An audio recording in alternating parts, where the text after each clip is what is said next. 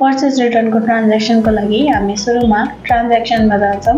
त्यसमा गएर purchase रिटर्नको wholesale अथवा डी नोडमा हामी एन्टर गर्छौँ। यसमा हामीले डेट सेलेक्ट गर्छौँ अनि हामीले पर्चेज रिटर्न कसलाई दिँदैछौँ, हाम्रो सप्लायरको लेजर चुज गर्छौँ। त्यसपछि हाम्रो पार्टी नम्बर हामीले लेख्नुपर्छ। पार्टी नम्बर भनेको चाहिँ हाम्रो बिल नम्बर हो अनि हामीले रिजन चाहिँ कम्पलसरी लेख्नु नै पर्छ। यसरी एन्टर गरेर हामीले म्यानुअली सेलेक्सन चुज गर्नुपर्छ अनि हामीले कुन चाहिँ आइटम रिटर्न गर्दैछौँ त्यो आइटम चुज गर्नुपर्ने हुन्छ। कति क्वान्टिटी हामीले रिटर्न गर्दैछौँ त्यो पनि हामीले लेख्नुपर्ने हुन्छ। कन्ट्रोल डब्लु गरेर हामीले यसलाई सेभ गर्न सक्छौँ।